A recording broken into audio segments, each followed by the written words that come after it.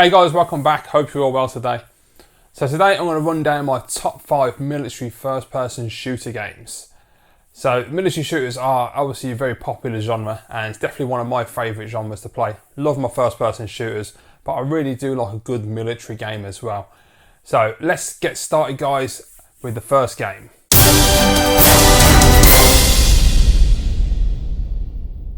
Right, so first up we have Modern Warfare 3, Call of Duty Modern Warfare 3. What can I say about this game? Well, Modern Warfare, Call of Duty 4, brilliant game. Really enjoyed it at the time.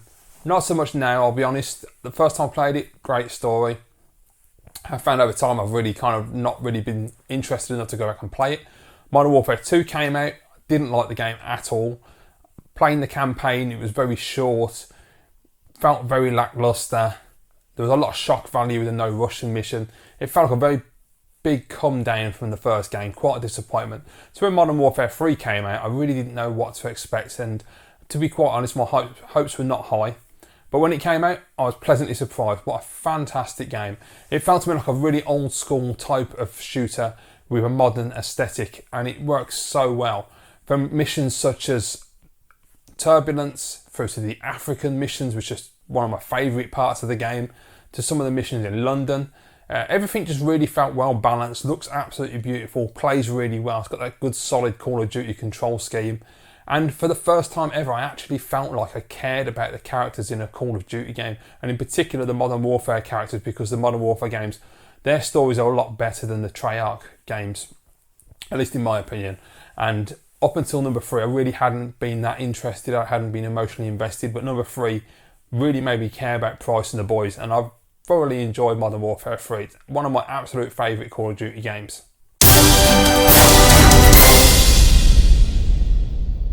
Okay, so next up, on the other side of the fence, is Medal of Honor, and in particular Medal of Honor Airborne. This game is absolutely stunning. I'm a massive fan of World War II. First-person shooters set in World War II are just some of the best games I've ever played, and I thoroughly enjoy them. Definitely my favourite genre of first-person shooter to play. Something that's really lacking these days, unfortunately, except for the occasional Wolfenstein game. But Medal of Honor Airborne was just such a breath of fresh air. I remember hearing about this game and how you got the mechanic where you parachute out as part of the Airborne division, and you can land anywhere you want on the map and tackle the mission however you want. And I thought, is that really going to be good? Is it actually going to work? And then I remember playing the demo on the 360 and I was like, yeah, it really does work. It's really, really well done. And if you've never played the game, the idea is that on the first mission, for example, there are 3 objectives that you have to tackle. Now, when you start the mission, you're parachuted out of the plane and you can control your character and parachute down, land anywhere you want on any part of the map. You can land on a rooftop, you can land in the street, wherever you want, and tackle the objectives in any order that you want.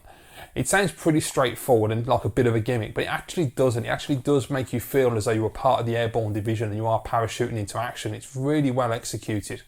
And I also found as well that with the different objectives, it also made you become very careful and thoughtful about where you landed and how you tackled them in which order. Because I found a lot of the time, if I didn't tackle them in a particular order, I would end up just dying quite a lot. And so I'd leave the most difficult part until last most of the time. The game is fantastic. I will be honest, the difficulty level is a bit skewed. I always found that I had to put it on hard to get any kind of challenge out of the game. It was too easy before that. And I'm not someone who plays games for difficulty level, I'm someone who plays games for story, campaign and fun. But this game, Medal of Honor Airborne, it was far too easy and didn't provide enough challenge to make me interested. So I put it on hard. Unfortunately, hard, it becomes extremely difficult and it will absolutely test your reflexes. And some of the stages later on in particular are rock solid. But all the way through the game, I had nothing but fun. It just made me come back for more no matter how many times I died, which is a great sign, just like old school gaming. And all the way through to the fantastic finale on the flak turn, which is just some of the best first-person shooting I've ever done. This big German tower, you parachute in, land on the roof, and you just work your way down level by level. You've got these stormtrooper Nazis with gas masks and miniguns. It's absolutely stunning. One of the best World War II games I've ever played. Highly recommend Medal of Honor Airborne. Bit of a secret, a bit of a hidden gem, I would say, because I don't really see people talk about it at all on YouTube in the community that I'm in. So yeah, check it out, guys. Medal of Honor Airborne is an absolute classic.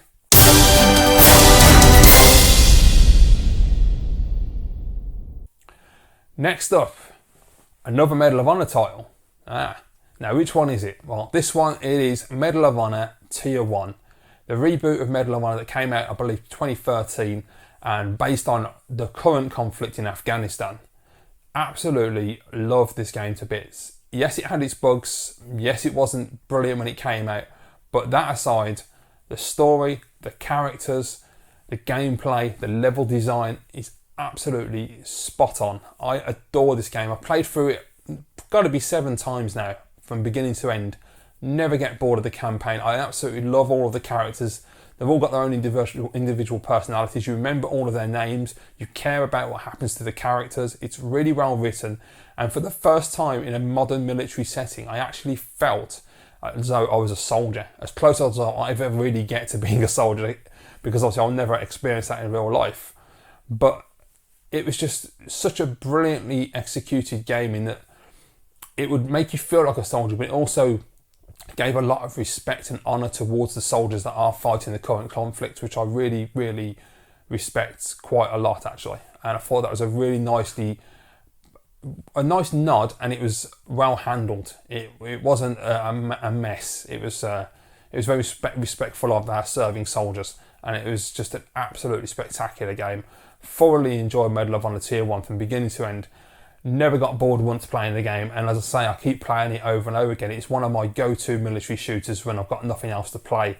Just stick on Medal of Honor and just get lost. The sniper mission with Dusty and Deuce, absolutely classic, brilliant. I love that mission. Running through the mountains, shooting Chechens, absolutely quality. Through to suppressing the minigun on the mountain top. There's so many great missions. Even the stealth missions are really well executed and not overly hardcore stealth. So they're very acceptable for anyone who doesn't play stealth games that often, like myself. And just the sense it gave you of the fear of being a soldier as well, walking through the valleys of Afghanistan, not knowing what's around the corner, having soldiers just appear out of nowhere, the Taliban on the mountains and bullets ricocheting off rocks. Absolutely fantastic title. Love Medal of Honor Tier 1. If you've never played it, guys, and you've avoided it because of the reputation for being buggy, please don't. Please play it. It's a well worth picking up and playing. It's a superb title.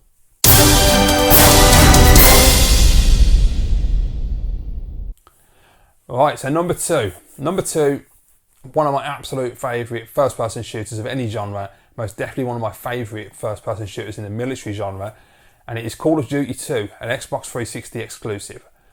Absolutely love it. As I said earlier, World War II is my genre. That's my place to be for first-person shooting. I adore shooting Nazis. It's just the best. But Call of Duty 2 is one hell of a special World War II game. I remember when this game was first announced, I didn't think much of it. I saw a lot of screenshots in 2005. I wasn't impressed. There were other games coming to the 360 on launch that really impressed me. Call of Duty 2 is definitely not one of them. So I kind of dismissed the game. Closer to launch, I got to play on a shop store pod, and me and my friends played on Call of Duty 2 and a few other games on the demo pod for the 360 one lunchtime, and I was sold from that day. I'd already pre-ordered my 360 anyway, but when I saw Call of Duty 2, I quickly added it to my pre-order list, because I remember just standing there and just saying to my friends, look at the smoke effects, look at the smoke. I just could not get my head around the smoke. It was just unreal. A minor thing nowadays, but in 2005, that was a really impressive graphical feat to see. And it was the end of the beginning was the demo they were showing at the time, which is one of my absolute favourite levels to play. It's got the English Army in it, which I love. It just cracks me up, the dialogue with the English Army in this game. That just some of the funny lines they come out with, and the old classic British BBC accents. It's just absolutely fantastic title.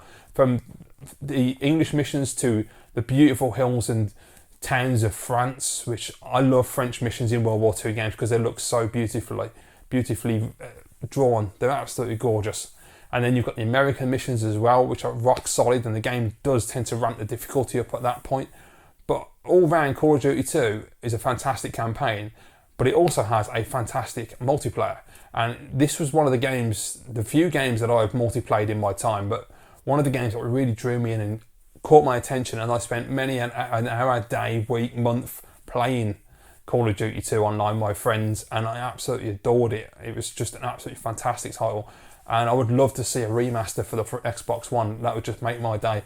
But Call of Duty 2, without doubt, one of the greatest World War II first-person shooters, and definitely one of the greatest military shooters of all time.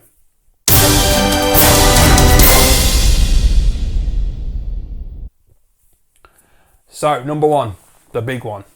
So this one is, without doubt, not only my favourite military shooter, very possibly my favourite first-person shooter, and it is Black by Criterion, which came to Xbox and PS2 in, I believe, 2006, and it is a Black Ops game, way before you got the Call of Duty Black Ops games, based around a character called Sergeant J. Keller, and it's all about him being interrogated about missions he'd been on, and each level starts with a mission briefing. They ask him about the mission, they say this happened, that happened, what went down, he explains, and then you play the mission as he explained it, and it's fantastic. The thing I love about this game is it's like a cinematic experience. It's a beautiful Michael Bay experience, but with class. It has amazing action, destructible environments, phenomenal guns, beautiful gun sound effects, beautiful detailing in the graphics on the weapons. The characters are a little generic. They're pretty much standard terrorists with balaclavas, but you know, it is what it is. But nonetheless, everything about this game is so well done. Each level is individual and fantastic. Some of my favourites are the bridge crossing on level 2. I absolutely love that, creeping through the forest with your silenced pistol. The docks is one of my favourite ones, with the shotgun and the sniper rifle. The other one would be I think it's called the Grozny Bridge, I think that's right, which is my absolute favourite level because you get the grenade launcher, and I just love running across, well, not running because you can't in this game, walking casually across the bridge, just blowing terrorists up with a grenade launcher is quite an impressive thing, and a very pleasurable experience, and especially when you get to the end of the bridge and there's mines everywhere. And there's another level as well, which I can't remember the name of, where you have to walk through a minefield and there's just mines everywhere, and just shoot one of the mines and it triggers all the other mines and blows the terrorists up. I absolutely love Black. It's one of the best games ever released, regardless of genre. It's a fantastic title, and highly recommend everyone playing it. If you've never played it, it's one game you should definitely play before you die. It's a classic, and unfortunately it never got a sequel. It nearly got a sequel, but it got cancelled, which really sucks because it definitely deserves one, and I hope, fingers crossed, because you never know, some games do come back, Shenmue, so fingers crossed, maybe one day someone will pick the license up and make a sequel. Kickstart it or get it done by a proper publisher, I don't care, just get the game made.